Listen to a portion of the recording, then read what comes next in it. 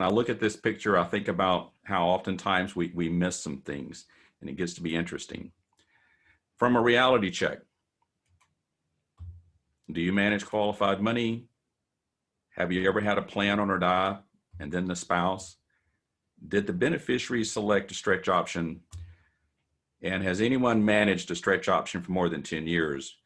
After the Secure Act came out earlier this year, I interviewed 163 advisors, and I asked them, how many of you have managed a stretch option for at least 10 years or longer? One person was managing an IRA that had elected stretch that has been there for 10 years. So we're going to talk about how that's really been a lip surface failure for our industry across the board. Some of the old stretch option rules are real quick. We all assume that the beneficiaries will leave the money under our management and take out the RMDs. No, pretty much the kids take all the money out in about 2 years. Most clients believe their qualified plan gets a step up in basis when it goes to their kids. That's an income in respect of a decedent. So yeah, it's still ordinary income to the kids. And then most advisors believe inherited qualified plans are protected by ERISA or by state law. And again, this is not true. In fact, one of the things we're going to talk about today is how the court now considers inherited qualified plans as untaxed property settlements. This really should have you kind of going, well, wait a minute. These are untaxed property settlements, and we're going to talk about the consequences of those things. One of the terms we may use today is called the 90-90-90 rule. Basically, 90% of the people who make it to the age of 90 will still have 90% of their IRA intact. So if I'm talking to an 82-year-old person with $1 million IRA, and if all they're going to do is take out their RMDs, chances are when they make it to age 90, they're still going to have $900,000 in that IRA. So when we look at these IRAs, most of our clients, particularly the ones that have done well, they will only take the RMD and nothing else. So Tim and Susan Miller is our first case study today. And Tim and Susan want to transfer their wealth to their heirs, preferably free from tax, free from their lawsuits, and hopefully free from predators. Okay, practically everybody wants that, but what are the things that are going on here? This is an actual case involving Susan Miller, whose husband died back in 2017. They have 4 children. She has a $400,000 home that's paid off. Now, granted, in the Bay Area, we probably need to add another 0 on there. And then she has cash in stock of $400,000. And her husband had amassed an IRA of $800,000.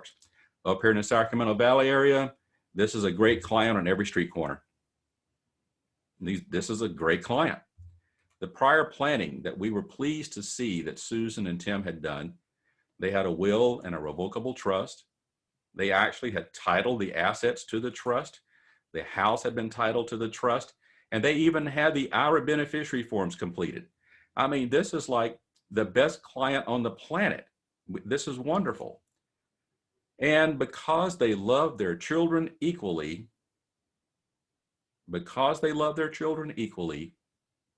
all the assets go equal and outright to the kids after mom and dad pass away. Now, is this like 90+% of our clients that we have? Kind of like, well, yeah, that's my client base right there. All right, so let's look at the kids. One of the kids, Mike, he's killing it, successful physician, net worth, great marriage.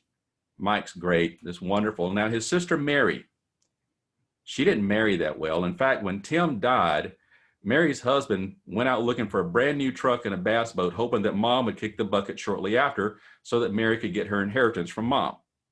Now, Ed, I'm using my picture here, in a rocky third marriage, but good with money. Okay, so maybe we have clients who have children, been married once or twice, about half the nation. And for some reason, many families have a brother Dan. Now, you may have clients who don't have a brother Dan, but we may have a client who's married to a brother Dan. Can't manage money, the whole 9 yards. So for Susan at this meeting, it's clear that the house will get a step up in basis under current law. The cash gets a step up in basis. All of that transfers tax smart to the heirs, except the IRA 401k. So when mom passes away, the $1.6 million estate distribution is equal. $200,000, no tax, and then each kid gets a 25% interest in an IRA. an inherited IRA of $200,000. Pretty simple so far, right?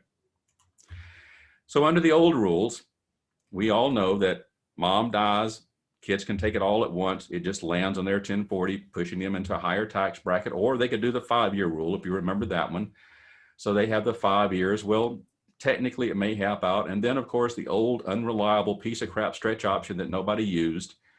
Theory being it puts them in a lower tax bracket, keeps the money under management, etc. Under the new rules, under the Secure Act, we can still take it out all at once. It's just now there's no RMD. Mom dies, you got 10 years to take it out, and there it is. Take it out whenever you want, however much you want, but at the end of 10 years, you shall take it all out. And if you don't take it out at the end of the 10 years, guess what? We're going to give you a penalty.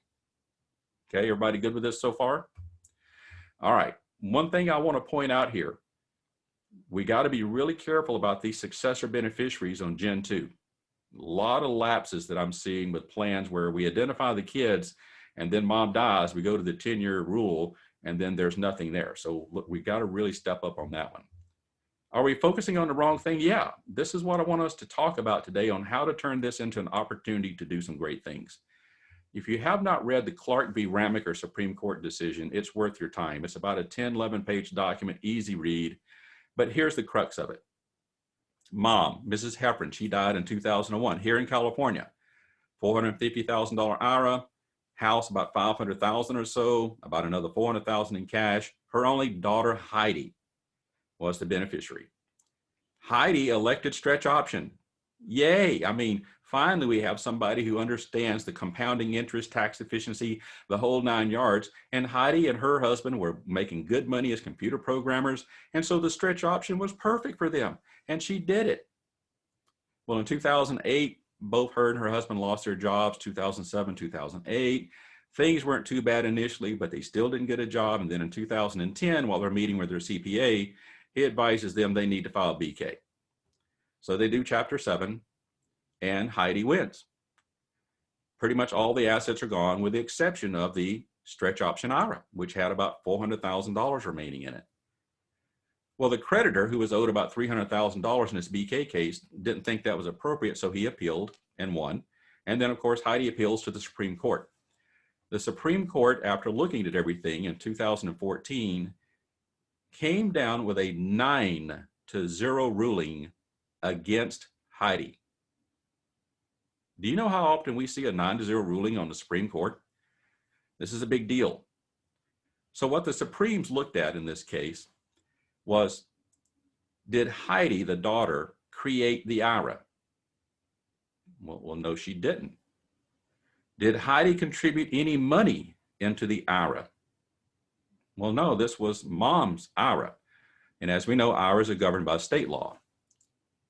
And so what we learned through the Supremes is that, well, why in the world should the daughter Heidi receive any degree of creditor protection for an IRA that she did not create or fund?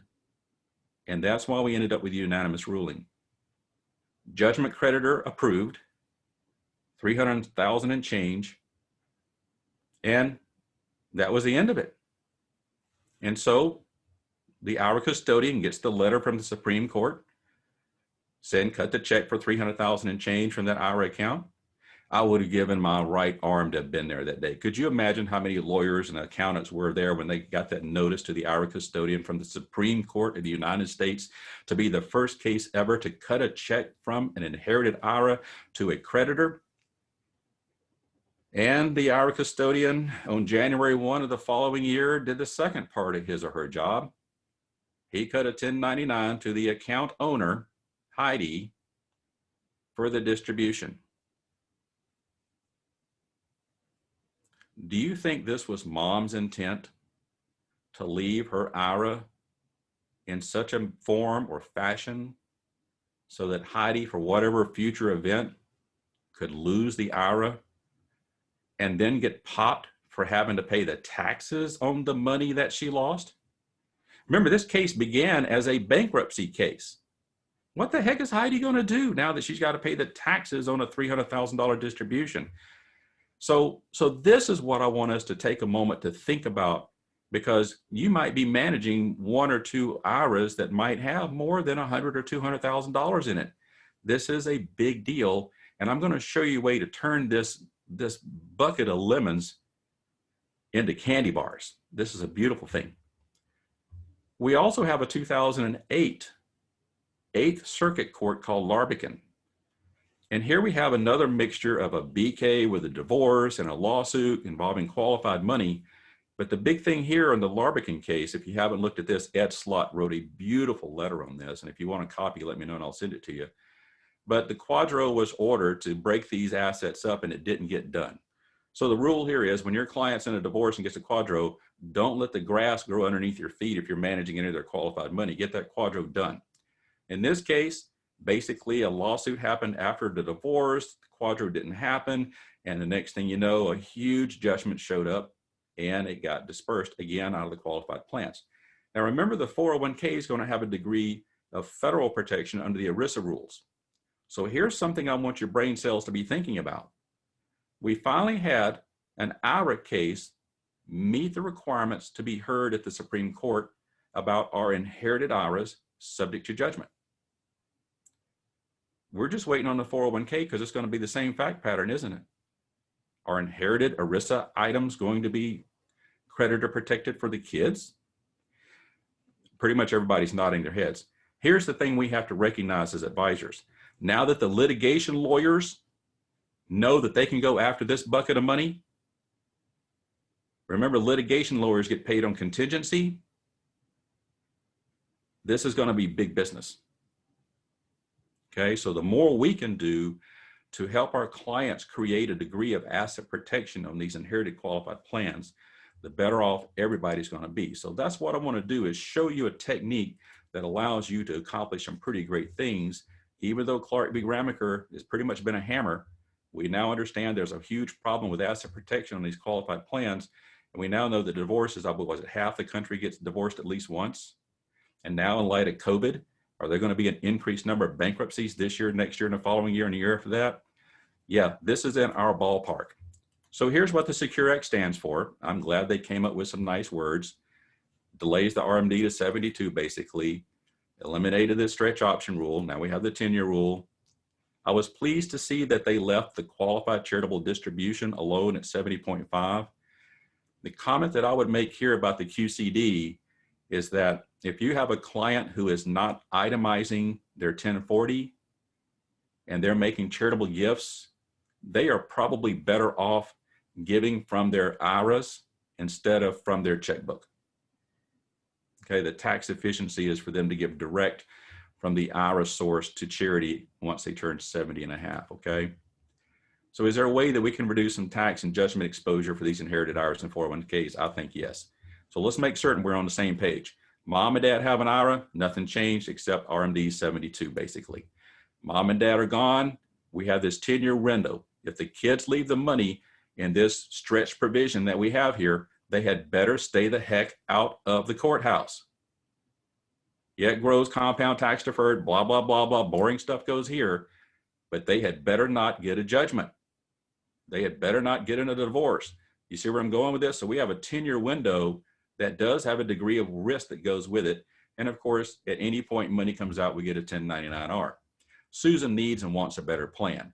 Susan always loved the stretch option concept. I mean, when we pitch this to our clients, the clients go, yeah, I like that. The money grows, and we show these calculations where this dollar over the next 30 years becomes $12 billion. They love it. Not too crazy about this 10-year rule. Susan doesn't want the IRA to be subject to their children's creditors like Heidi. Susan also would like to transfer the IRA with the least amount of tax. Well, she's the first one to ever think of that. Well, what a surprise.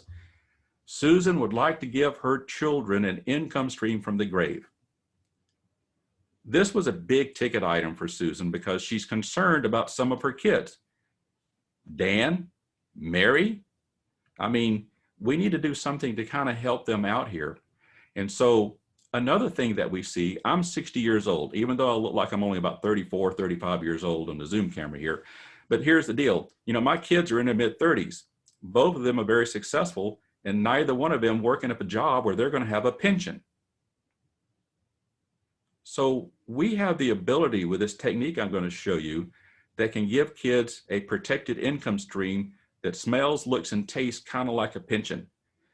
Mom and dad love the fact, well, mom at this point loves the fact that she's going to do something for the kids.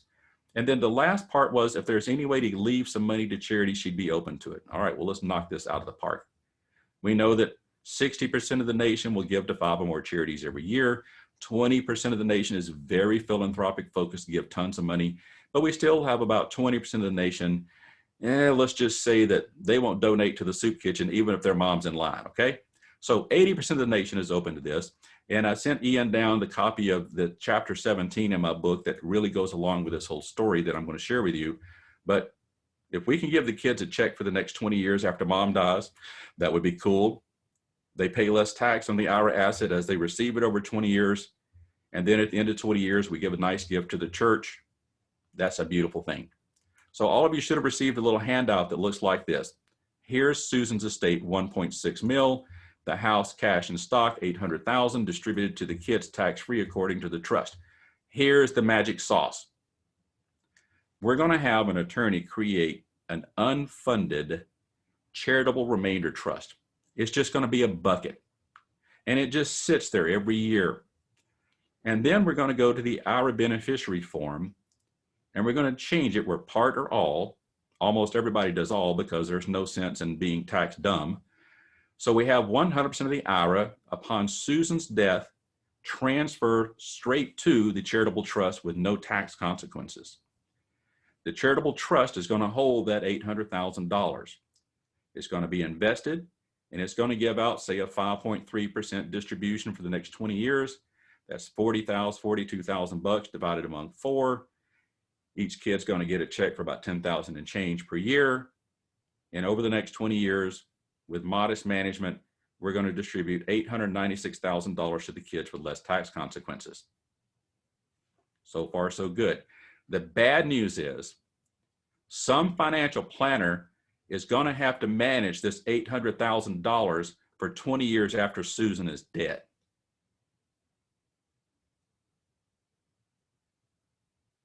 Somebody's going to have to manage $800,000 an extra 20 years. Somebody is going to have to manage this $800,000 for the next 20 years after Susan is dead. All right, ladies and gentlemen, let's do the math here. If you have $10 million of IRAs going into trusts that are going to run for 20 years extra, $10 million extra on your books for 20 years, the commissions on that is how much? It did what to the value of your book when you got ready to sell it? And Ed gets what kind of Christmas card every year for the next 20 years because he just unlocked probably the greatest wealth secret you've ever seen. And at the end of 20 years, whatever's left in that big fat charitable trust goes to one or more charities. Now, it is technically possible to go longer than 20 years when certain conditions are in place, certain ages, etc. But clients understand the 20-year one. When you pitch the initial concept of using the charitable trust to receive the IRA monies and what it can do for 20 years, we just gave this $800,000 piece of crap walking lawsuit tax bomb away to the children with greater tax efficiency and nearly $900,000 to one or more charities. This is just phenomenal. This has only been legal since 1969. So nothing new. It's just we all think the lawyers are presenting this. Nope. The lawyers aren't presenting this. How about the CPAs? Nope. How about the banker? Nope. In fact, hardly nobody's presenting this. The right person to present this is the financial professional, because we see the client all the time. And then we bring in the attorney to do the charitable trust. We fill out the forms. And next thing you know, you have to manage this money for an extra 20 years post-mortem. Just a beautiful concept. I call it the Give It Away Twice Trust, chapter 17 of my book.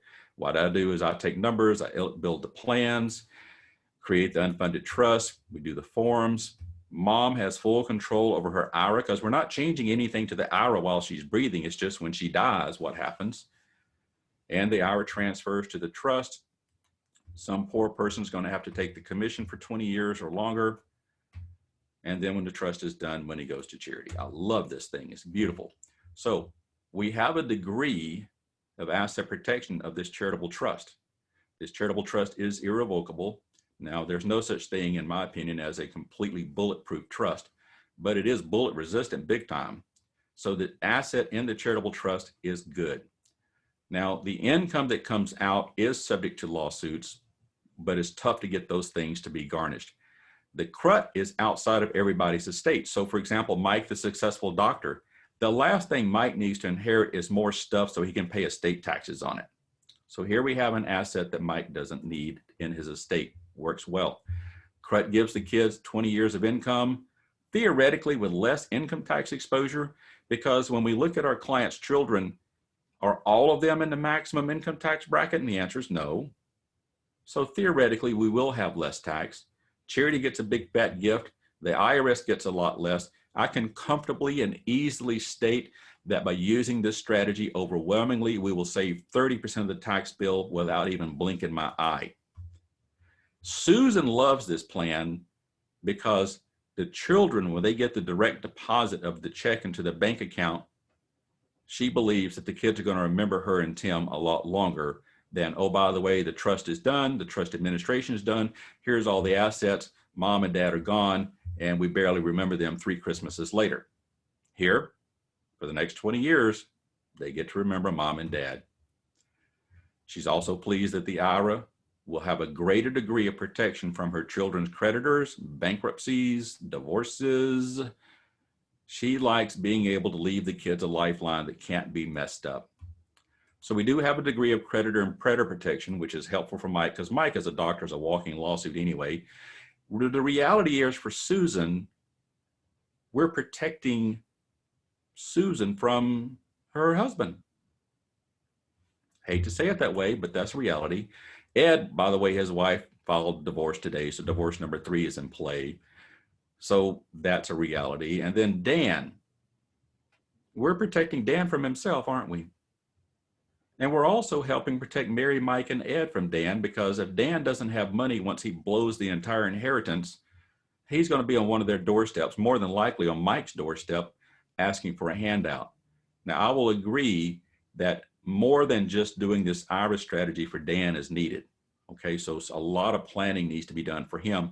And even for Mary, I think there's a better way for the assets that did get a step-in basis to be transferred to Mary so that she doesn't have a brand new pickup truck and bass boat sitting in her front yard when Susan dies. Not that I have anything wrong with bass boat, because I love fishing, but it's not for Susan, is it? Now, for the rest of Mrs. Miller's life, she retains full control of her IRA 401k. Nothing changes.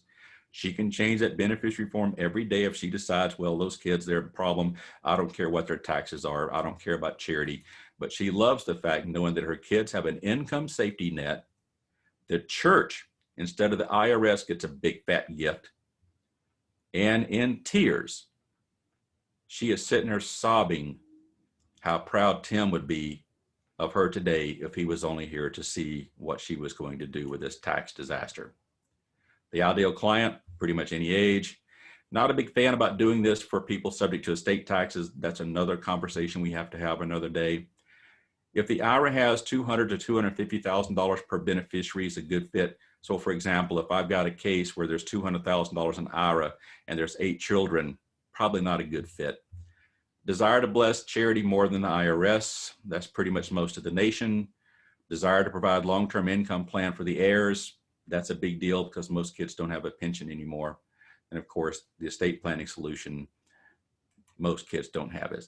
Now let's look at a $1 million IRA real quick at the second death, just so we can compare apples to oranges. If I have $1 million go outright, if I just take it and cash it today, I end up with $450,000 plus in tax. I go home with $550,000. Remember, mom and dad die today. I can take that $1 million out and just pay the tax. Under the 10-year rule, I can leave the money under management, but stay the heck out of the courthouse, because if I lose $1 million IRA, somebody's got to pay that tax, which means the kid now has a $1.45 million loss instead of just $1 million IRA. And then, of course, the IRA to the CRUT model, we're going to pay out 1.1 to the kid. We're going to pay $250,000 less tax. It's a wealth gain to the kid of $850 in charity. So it's a no-brainer. The numbers work crazy all day long. Now let's change gears. And if we were in person, we could stop right there, but let's change gears real quick and go to Mary. Same fact pattern, $1.6 million, house, cash, traditional IRA. Her income's $95,000 a year, but notice she's 65. Now, Susan at age 80, it's going to be really hard to change the direction of that ship. Whatever she's got going on that her and Tim have set up, she's going to let it ride. Insurance is probably not an option for Mary because insurability is tough at age 80. Selling insurance to an 80-year-old is pretty tough. But talking to a 65-year-old, a little bit different story, isn't it? It's only 15 years in difference. So her concerns, like most of the nation right now, adverse future income tax issues. Duh, it's going to be a big deal. She's also thinking that because everything she has is paid off and she can comfortably live on $95,000 even after tax, she's already thinking that in 7 years, she's not going to need that RMD. She's thinking about the wealth transfer to her heirs. She's been educated to the fact that the IRA is a walking tax disaster. And she's open to new income tax deductions. Well, who's not?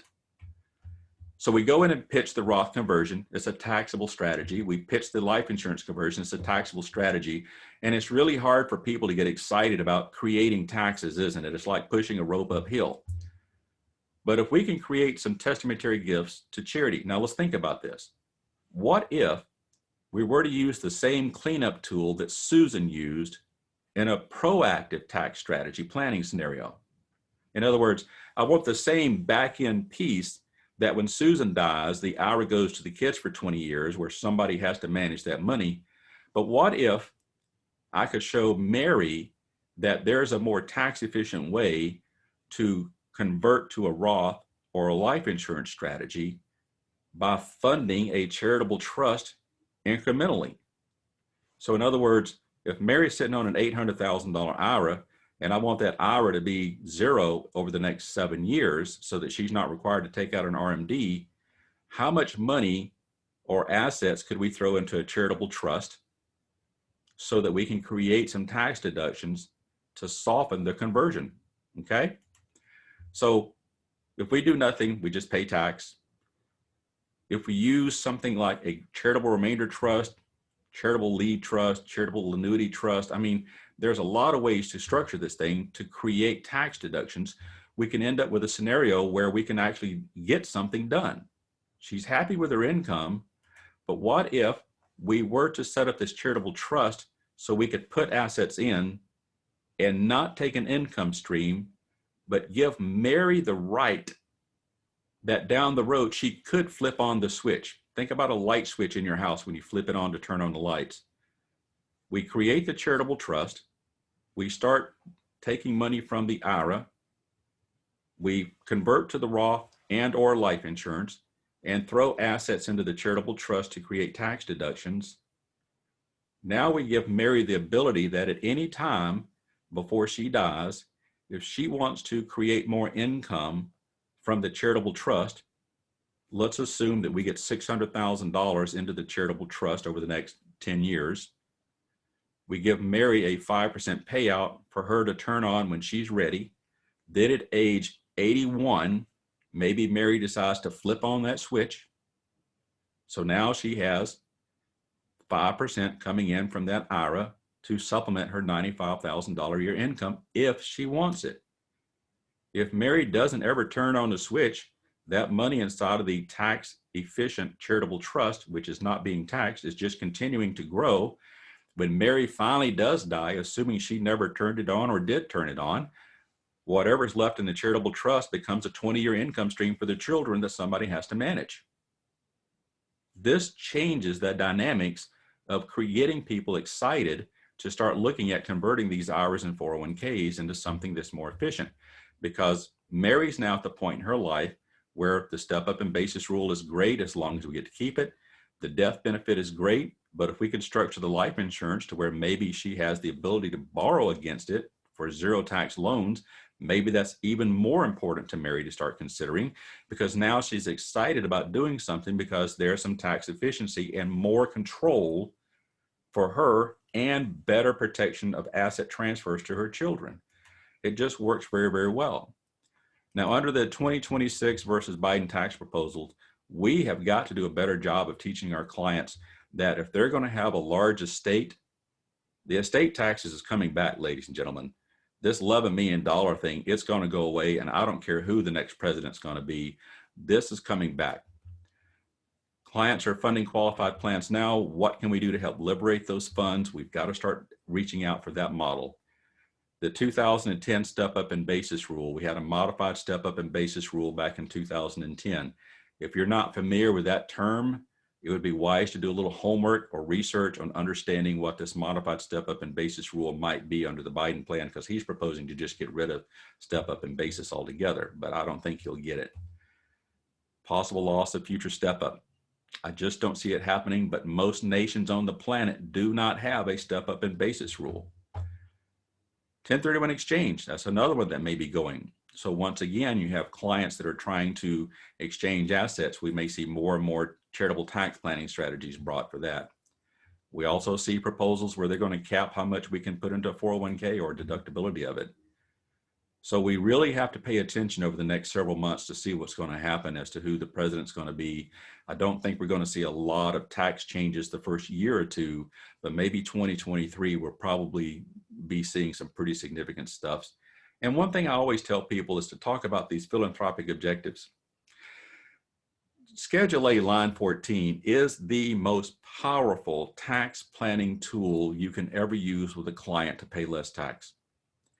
For some reason, we see that word charity and our brains just shut down. But when you look at poor people like Bill Gates, Warren Buffett, Mark Zuckerberg, they use the daylights out of Schedule A, line 14 to make money giving money away. And our brains just can't comprehend that, but it is something to look at. I've got some pretty cool YouTube videos on here that really help clients better understand things. This second one here, tax brackets and bracket creep. This is something our clients have got to start learning about, how bracket creep is going to affect them. And then we'll be sending this out to you guys to look at. What I do is, arrange for a meeting with me. I help people design these illustrations, get copies of things, making certain people understand what they're doing. And then here's the end of the presentation. So let me unshare this thing. And I think, Wade, do you have to do the share or do I have to do it? I'm going to try it on my end, see if it works. There we go. All right. I can see everybody's smiling faces again. Are we good? All right. Everybody has a printout of this, right? And I see lots of things over here on the side. Okay. All right. All right. Hey, Ed, how you doing? We were locked on being unable to mute ourselves. So, hey, that was fantastic. Thank you very much. I think we got some questions, of course. I have a couple. What happens, let's use that 4 beneficiary example. Right. What happens if during the 20-year distribution, one of those kids dies? Great questions. What most families do is the attorney, and I have an attorney in Sacramento who does a great job of working through these things. They'll have it set up so that if one of the 4 income beneficiaries of the charitable trust precedes the 20-year term completion, that person's share is pushed over to the 3 survivors. And so now there'll be 33, 33, 33 instead of a quarter, quarter, quarter, quarter. That's how most parents do it. There's a couple other ways you can do it, but that's the most common way. The other question that I get a lot in this, Eric, is can we go past 20 years? I mean, is there a way to make this charitable trust do what the old IRA used to do? And the answer is sometimes. The thing we have to be smart about on these charitable trusts, when you go past 20 years, you now have to start adding the kids' ages, in other words, their birth dates, into the calculations, because these charitable trusts have all these rules about 5%, 50%, 10% that you have to calculate when you go past what's called a term certain provision to make certain that the charitable trust won't blow up. So when I collect all the data, if mom and dad are saying, hey, is there a way to make this go more than 20 years? Maybe. We throw the data points into the software, and then the software will come back and say, okay, maybe we can go 32 years. Okay, so it is possible to go past 20.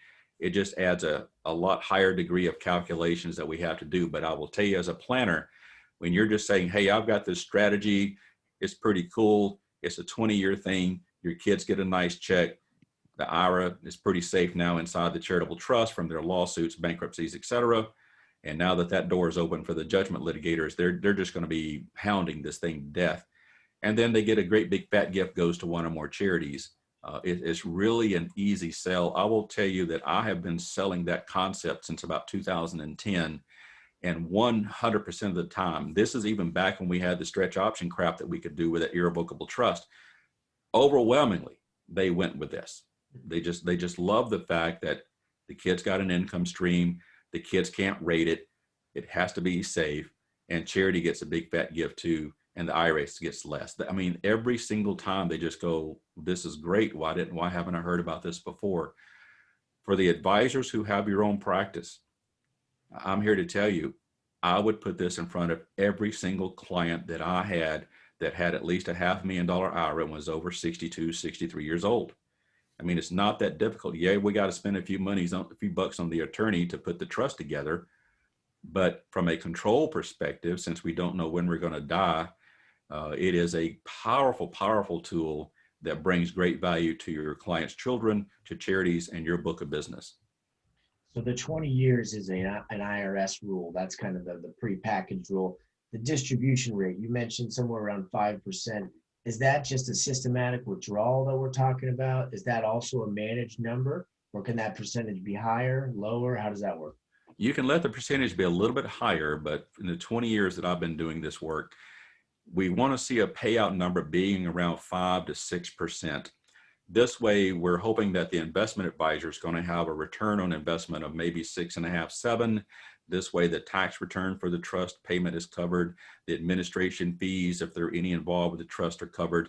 This way, the commission for the agent is covered as well, so that we have a net growth of a little bit inside the charitable trust. The minimal is always 5%. That's the bottom number. It has to be at least 5%. And we have no choice there. But 5 to 6% is really the sweet spot that makes this thing work. When we start getting a higher payout requirement, that means the principal is getting less, which also means your commission long-term is getting less and the charity is getting less. Mm-hmm. So 5 to 6% is a sweet spot for the payout for the kids. Okay.